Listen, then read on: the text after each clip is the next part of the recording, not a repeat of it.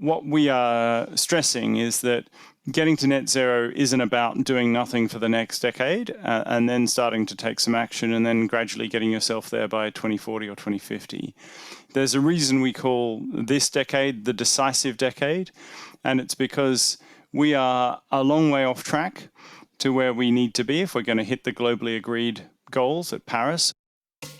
Welcome to Smarter Markets, a weekly podcast featuring the icons and entrepreneurs of technology, commodities and finance, ranting on the inadequacies of our systems and riffing on ideas for how to solve them. Together, we examine the questions, are we facing a crisis of information or a crisis of trust? And will building smarter markets be the antidote?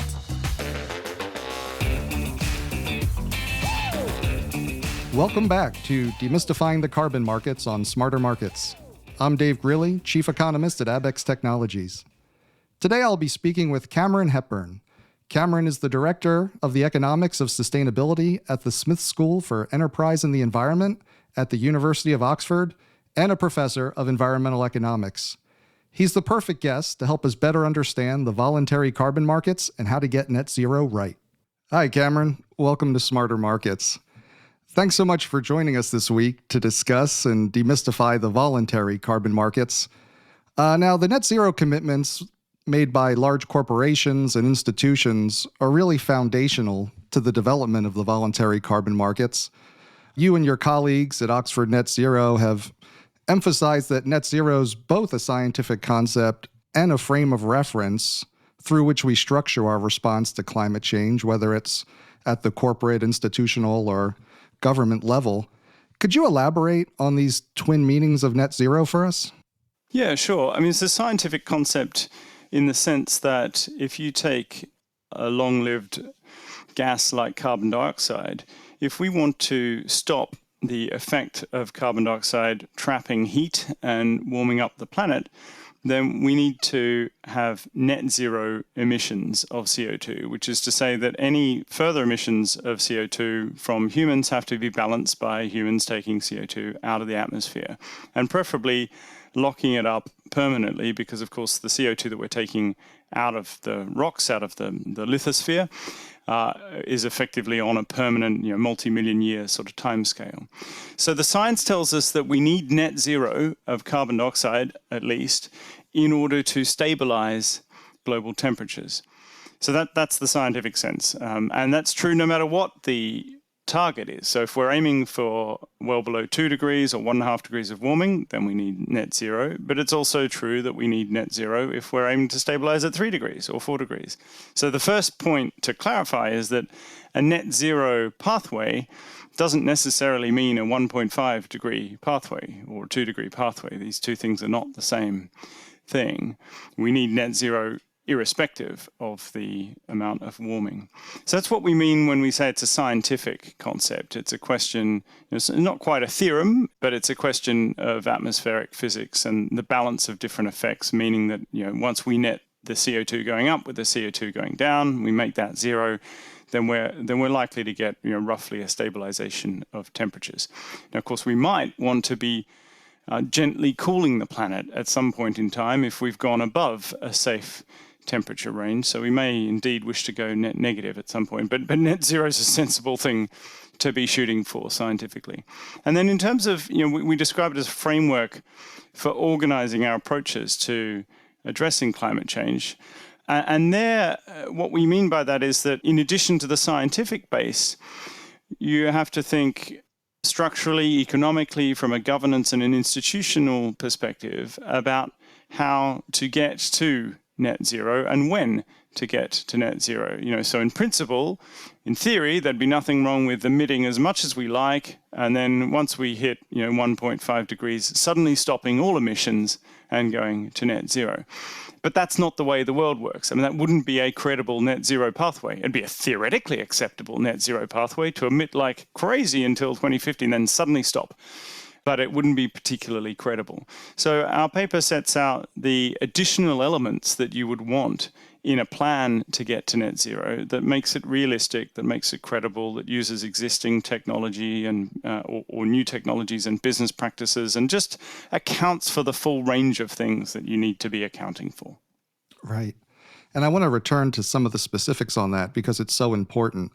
But before we get there, it's interesting in that it's being used as a framework both for corporations and institutions making net zero commitments that support voluntary markets, but also government policymakers.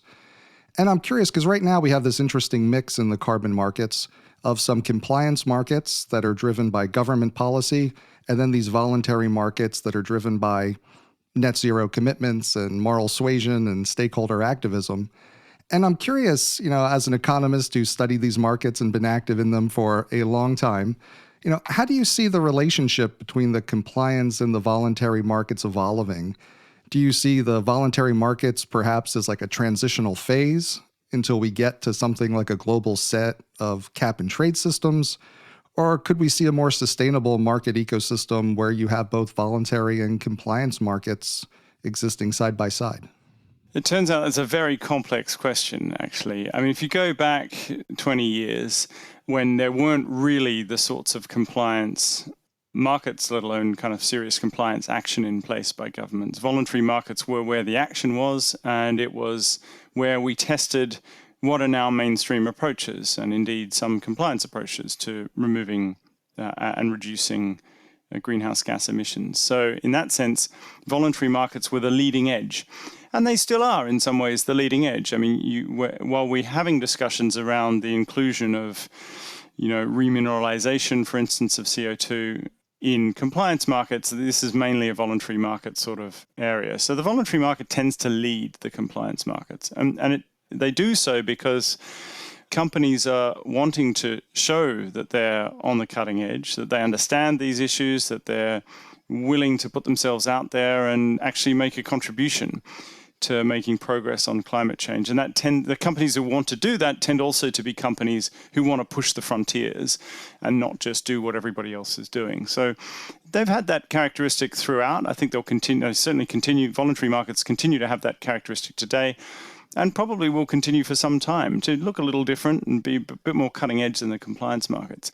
Of course, I mean, the relationship between them is complex and evolving. I mean, when you had no government action and no kind of compliance markets, there was no doubt that what you were doing in the voluntary space was in some sense additional to what was happening, what would have happened anyway. And if you take government action as part of the what would have happened anyway, if governments aren't acting, then producing a voluntary offset you can be more comfortable that what you're doing is genuinely contributing. Once governments do start to act, and if we were to have a global, capped, comprehensive, beautiful, elegant, economist's dream of a carbon deal, then, in a sense, in theory, there'd be no space for voluntary markets because the whole thing would be covered, and any voluntarily reduced ton would need to have a corresponding adjustment on the compliance side, which of course you could do, and governments may well want to do, but they would sit less comfortably together. But I think we aren't heading towards an elegant, beautiful, globally harmonized deal. So there is currently still, but not just space for the voluntary carbon markets, but a really important role and a growing role for those markets in the decades to come. Not without caveats and not without risks, which perhaps we'll come to. Oh, absolutely. And it is fascinating, as you said, that the voluntary markets have been more of the leading edge for much of this. And there seems to be a real sense that with the urgency that many feel about climate change and the need to act now, it was almost a bit like, well, maybe government policymakers can't move quickly enough, so we need to find other avenues. But of course, in order for that avenue to be successful, credibility is key. And I think that's been a real core issue in the voluntary markets, really both for people who want to use them and for people who are skeptical about them. I think the credibility of the net zero commitment itself and of the actions being taken to keep it are essential to their success. And, if you're the CEO of a large corporation that's made a commitment to net zero, you want to make sure that what you're doing is going to be acceptable to the stakeholders whose pressure may have led you to make that commitment in the first place. I mean, you've spent a lot of time thinking through and working through these issues, as you've talked about, and have developed some principles about designing institutional level net zero commitments and judging credibility of actions. I would just love if you could walk through some of those. I know I think there are 7 of them. Maybe, pick the highlights, or happy to hear all of them. I'm sure you pick the number because they're all important. Oh, it's a good lucky number, isn't it? 7. No, there are 7 principles because that's logically what made sense. But yeah, I mean, those of you listening in who want more detail, then I'm not going to bore you with them all here. But there's a paper in Nature Climate Change from a group of Oxford authors led by Sam Fankhauser on the meaning of net zero and how to get it right.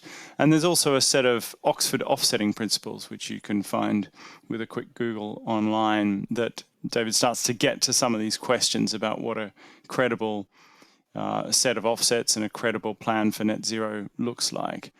Perhaps to just highlight, as you say, a few of those items, what we are stressing is that getting to net zero isn't about doing nothing for the next decade and then starting to take some action and then gradually getting yourself there by 2040 or 2050.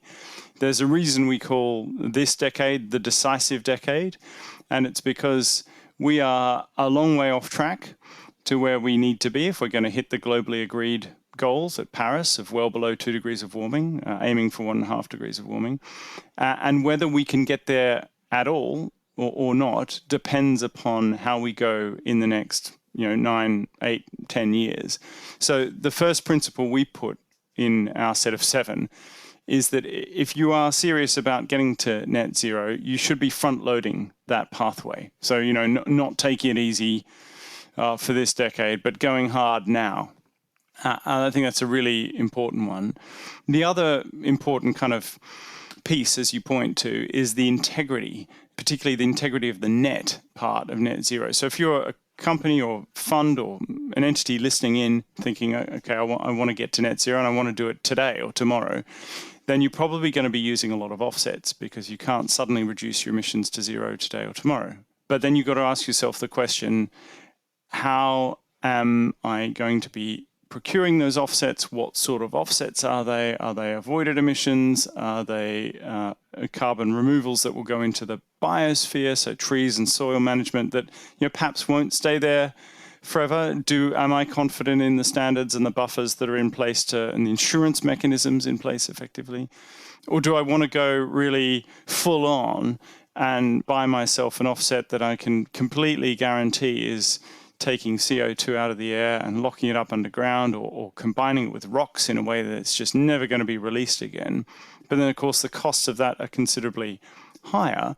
And even if you're buying forestry-based offsets or soil-based offsets and you think, well, it's not going to be forever, 50 years is pretty valuable. If you can lock up your carbon in a tree for 50 years, and that buys us 50 years of time, some of my colleagues at Oxford would disagree. We have heated debates about this, but my sense is that that's pretty valuable. Like a 50-year lag will allow a lot of these other clean technologies to come down the cost curve, and it's super important. And then I guess the final piece I'd highlight, so make it 3 out of the 7, is that it would be a shame, to put it mildly, if we were to address climate change and to trash nature at the same time.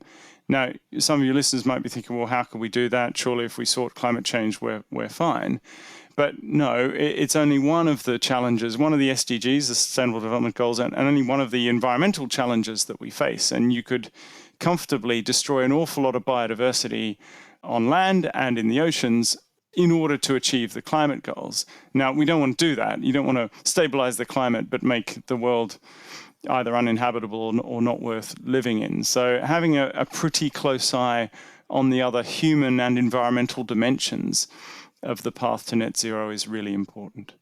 And when you think through the principles and you look at companies you've worked with, institutions you've advised, how do you see them doing overall relative to those principles? Are there certain ones that people need to work a little harder at? Yeah, so I mean, the striking thing has been the number of companies and indeed countries who've added net zero targets in the course of the last couple of years. I mean, we're now in a position where well over 80% of the global economy in terms of GDP is covered by a net zero target, which is hugely impressive. It's actually where we need to be to get towards below 2 degrees of warming. So if everybody now delivers on their net zero promises, we are okay. The problem, as we've been discussing, is that a lot of these promises look like just that at the moment, just promises, because they're not backed up by a detailed plan, by a reporting mechanism, by a clear and structured approach with limits on the amount of offsetting. Because obviously if everybody says we're going to get to net zero and we're going to pay somebody else to do it, well, who is the somebody else who's being paid to do it? And we've been pretty brutal at Oxford on this point, tracking companies. And those of you listening and want to have a look at zerotracker.net, you can see there's literally thousands of entities listed there. There's the 2,000 largest publicly traded companies in the world listed there. They're all rated on, is their plan detailed enough? Do they have the right sort of mechanisms in place? What does it cover? You can type in your own company and see how it measures up. And so that sort of transparency and, slightly obsessive focus on delivery and integrity is where the game is now. And, I actually have said to several people, I think these conferences, climate conferences that we have, the big ones every 5 years and kind of these intermediate ones every year, I think we should have an arrangement where every second year countries and companies come together to lift their ambition. But every other year, we say no new pledges are allowed, no new promises, no new anything. We just want you to report on what you've actually done in the previous period. And we want the accounting to be tight and the oversight and the transparency and the scrutiny to be tight, because otherwise, we can keep promising ourselves that we're going to do something about this for the next 20 years and not actually do it. So transparency, accountability sound like two of the big issues, and it sounds like there's a lot of interesting things there, and we'll try to get out the zerotracker.net. That sounds fascinating. I want to look that up myself. In addition to credibility, are there other elements that you see that these markets might be needing? What do you see going right? What do you see going wrong? I know it sounds like you're a little skeptical, at least towards the attitude that, someone can't just think this is going to be easy. And if a CEO is sitting and saying, well, it's going to be hard for us to get to net zero, so I'll just go buy some offsets, that's not going to work. It's going to be challenging. It's going to be challenging for the person you're buying the offsets from to do credible projects that don't do environmental harm, but do environmental good and are transparent and verified and accountable.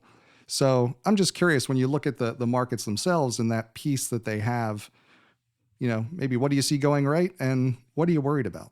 Yeah, great question. I'll start by saying I'm hugely in favor of these kind of markets. As I said when I had my most aggressive interview on these sort of topics, I didn't make the shirt that I'm wearing. I bought it from somebody who was better at making shirts than I am. I'm not very good at making shirts. I'm not very good at most things, actually. I'm good at a few things that academics are good at, and that earns me my living, and then I use the money to pay other people who are good at things to do the things that I need them to do. And so markets allow that. And so there's absolutely nothing wrong with saying, well, I'm not, my core business isn't to reduce emissions. I'm going to pay somebody else to go and sort that out for me.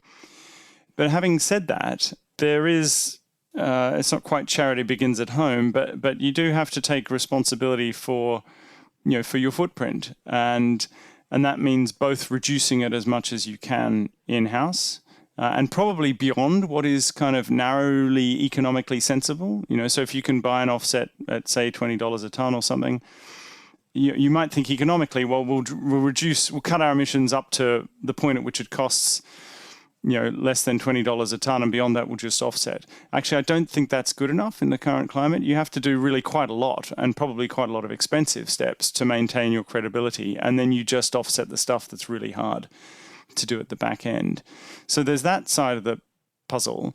The other side of the puzzle is that offsetting, it's a bit of a dangerous business in the sense, let's go back 10 years. So about 10 years ago, we had a kind of boom and a bust in the voluntary carbon markets. it was an unedifying experience for all of us involved in it at the markets at the time. And what happened was that there was a bunch of different reasons, but the markets were exploding in interest, huge amounts of capital coming in, lots of new buyers, lots of new projects. But in that rapid growth, I think collectively the ball was dropped on integrity, and it only takes a few dodgy projects on the front page of the New York Times or the Financial Times or whatever around the world, and then this thing that CEOs are paying for, which is supposed to bolster their brand and maintain their reputation, is now damaging their brand. At this point, you say, well, hang on, why am I paying for this stuff that's just making me look pretty rubbish? I'm being accused of greenwashing. Let's cut this program. And that's kind of what happened. And I think there is a risk right now in the coming year or two or three, with the explosion of interest, the explosion of players on all sides, on the supply side, the demand side, there will be dodgy projects out there, and they will be highlighted by journalists because that's their job and that's what they should do. And there'll be big companies who get caught looking pretty shabby here. And hopefully we're not facing a risk of market implosion this time round, because we don't have the time. We don't have the space in climatic terms to have this crash and burn a second time round. But I think there is a real risk of that. So, those who are listening in on the buy side of the offsets market, you've got a lot of due diligence to do. And those of you on the sell side, you should recognize that I think it's quite an important and subtle point. It's actually in your interests to expose the dodgy players proactively before somebody else does, before the press does. Because if the market participants who are on top of integrity, if the project development firms who are doing this properly, they have an interest in the market not imploding, and they therefore have an interest in exposing and weeding out the dodgy providers early, to give confidence to everybody else that this market is real, it's serious, and it's worth engaging in. Yeah, we hear that concern so much, the risk of ending up on the front page of the newspaper when you're trying to do something good and it turns out so wrong. And I'm curious to pick your mind on, it seems like the folks who wholeheartedly have made and want to keep these net zero commitments, like their intention is to do the right thing. They're really looking for a standard. They're looking for, if I do this, that people will say you did the right thing. And we haven't gotten to that type of standard yet, I don't think. You've pointed out some ways that can get us there by having people point out the dodgy actors and, doing the due diligence and managing the risk of the projects you're working with. Is there something at more of a, an overall market level that we can be doing to help kind of create a set of standards that, both people can meet if they're honestly trying to meet them, and people who are more on the activist side of the conversation will accept as that's a good faith attempt in line with the scientific concept of getting to net zero, and we're happy?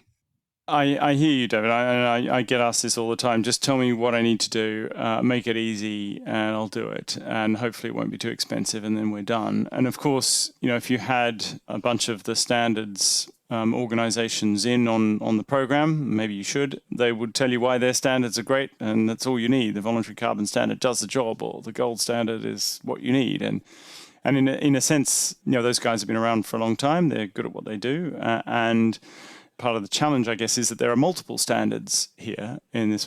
So it's not that we're lacking a standard; it's that we've got quite a lot of them. And what the sorts of levels of assurance that they provide, they don't guarantee that you're not going to end up on the front page of the Times, because what they're guaranteeing is that various processes and procedures have been followed, that they've been independently verified, that they've met some criteria that the standard setters deemed to be adequate to show that the action was additional compared to a counterfactual. And the problem is not with those bodies or the people in them. They're very good people and they're good organizations. There's just a more fundamental challenge, which is that if you're paying for an offset relative to what would have happened otherwise. That what would have happened otherwise is called a counterfactual.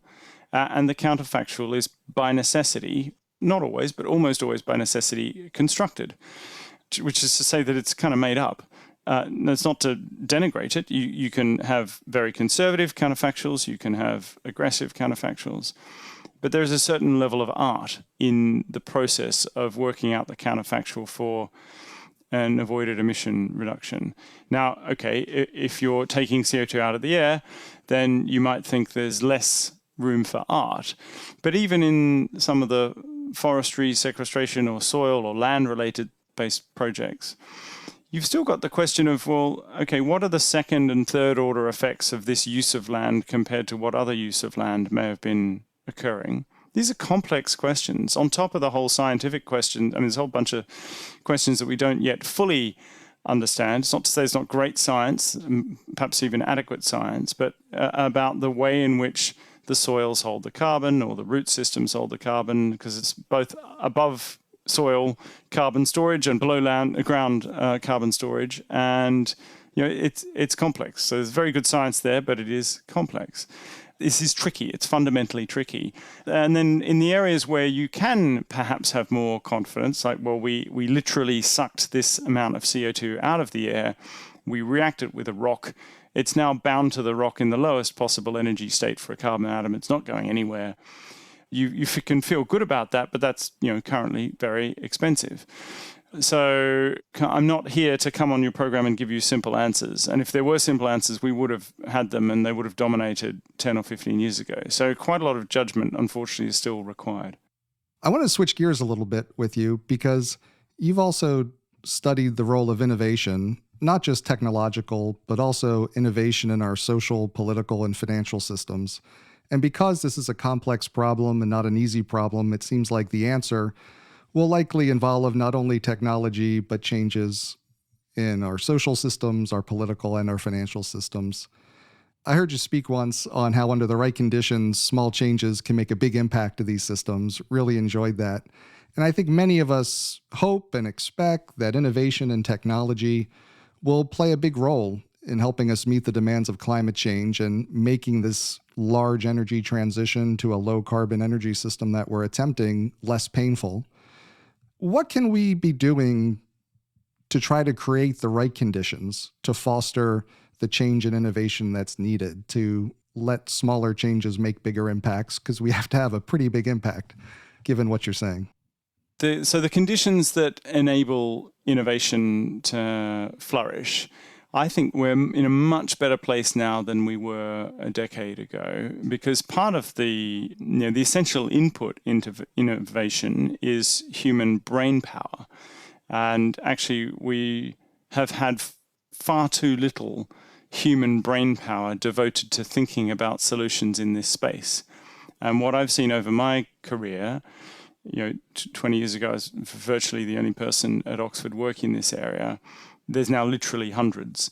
And it's fantastic to see so many smart people coming up with innovative ideas, whether it's shifts to the different chemical processes that could change them from being net emitters into net sequestering type activities, or the work going on up the road in the labs on perovskite solar panels that are much higher efficiency, potentially a lot cheaper.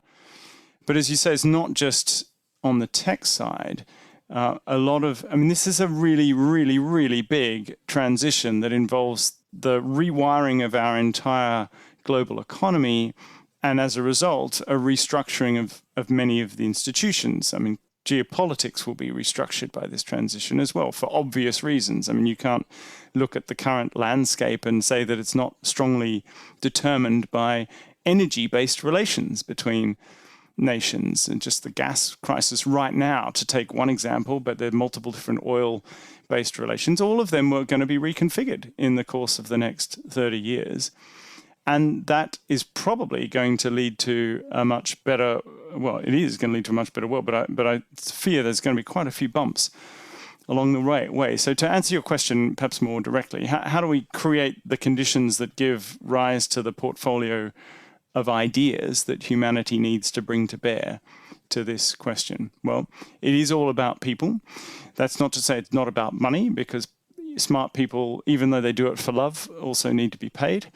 My sense is that you get far more value for money by investing cash in, I guess I would say this given what I do, so sorry for speaking my book now, but putting money into clever people thinking about ideas in this space tends to pay dividends.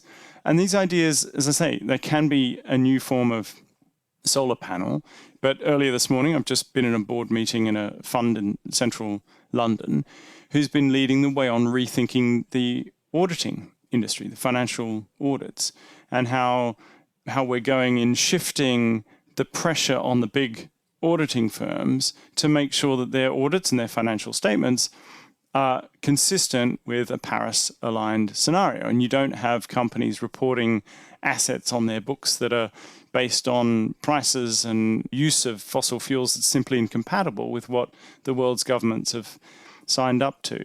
So those sorts of interventions are actually fairly modest, changes in accounting rules, changes in auditing rules. But they can trigger really massive changes in behavior. Another example is changing the remuneration structure of the leading executives. If a big enough component of their remuneration is about how they manage these, quote, non-financial, but of course, they are big in their economic impacts, non-financial issues like achievement of net zero targets and other ESG-related things, then you can change behavior in a very big way. Or another point is how you organize the institutional architecture to deliver net zero within your country. So I was having a chat with colleagues in China earlier this week about how the UK's Committee on Climate Change means that there is a much more credible regime in place for getting the country to net zero that isn't dependent upon the whims of any particular prime minister or cabinet. It's more structured and hopefully will help us to deliver net zero in a reasonably sensible way on time here. And so the Chinese are interested in, they've got their own similar sorts of institutional architectures, but we need such institutions all around the world to be bolstered and to be more powerful. So it's a rather long answer, David, to a question about innovation, but it is innovation across the board in social systems as well as in technology. Yeah, and I want to take a quick step back, when you brought up how when you started in this, it was kind of you by yourself interested in some of these issues from the academic standpoint, where you were. And now you've got, hundreds of colleagues and I'm sure lots of students. And I think that gives some, hope that this isn't a fad. When you kind of look at the chance we had in the 2000s and things didn't play out. And as you said earlier, now we need it to work this time. I guess failure is not an option. When you look at, the students that you're working with and the colleagues you're working with, what gives you the most hope that we've got the staying power and the solutions are going to come? Very much agree with you. We like to say that, give engineers and people time and money and they find answers. But I was just, curious, when you look around, what gives you hope that we'll be able to work this out? Well, I think if there's one thing, and it's not one thing actually, there's many hundreds and thousands of things. I look at the cohort of our new master's students at the Smith School at Oxford, which has been the most popular course in Oxford actually, which tells you something. So, each of them individually gives me hope. But if I was to highlight one thing, it's that the cost reductions in the key clean technologies have been very consistent and reliable. Year on, year out, they come down in cost. And it's felt to some people as though there's been a sudden breakthrough. But if you go back and look at the data series, the time series over 30 years or 50 years, it's very, very steady. It's a kind of drip, drip, drip of innovation in these technologies that means it's not going to suddenly reverse itself. At least it doesn't look that way. And that's because of the multitude of people making, in some cases minor, in some cases more major improvements to what is a scale manufacturing business that is heavy on IP. And that's very different to coal-fired energy generation or oil and gas. Those technologies also have very smart people working in them, but they're big, they're lumpy. You're not building millions of units, so you're not getting the same learning and the same scale economies as you do in producing millions of wind turbines or millions of solar panels. And those curves tell you some pretty exciting things. So if you believed the International Energy Agency a few years ago, then when it did indeed at any point for the last 20 years, you'd get to the point of us not really having a particularly clean energy system by 2040 or 2050. There's not a lot of wind and solar on the grid. But if you take the sorts of rates of progress that we've had and you simply project them as a statistically valid way into the future, then you find that clean energy completely dominates the world's energy system within the next 20, 30 years on its own, on purely narrow-minded financial grounds, not including the costs of climate change that are valuable, not including the avoided millions of deaths from air pollution. So ignore all of that and just say which is cheaper. The clean energy becomes the dominant force in the system. So that's the single biggest thing that gives me hope. And then if I was to add a kind of coda to that, I'd say that there are signs that those sorts of economic dynamics in what is the clean energy space may be applying in some of the other key clean technologies, whether it's around the food system or around the storage system or clean molecules. So, and if those dynamics then also are replicated in the other parts of this system, then we can really do this. Thanks again to Cameron Hepburn from Oxford University. We hope you enjoyed the episode. Join us next week with Peter Zaman, a lawyer and partner at HFW based in Singapore, as we discuss all things related to Article 6 of the Paris Agreement, where the compliance and voluntary markets connect.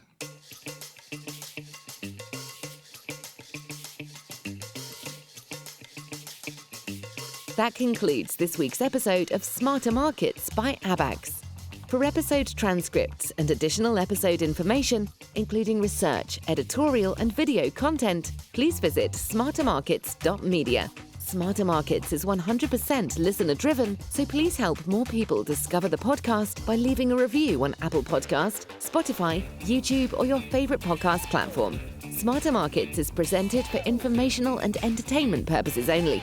The information presented on Smarter Markets should not be construed as investment advice. Always consult a licensed investment professional before making investment decisions.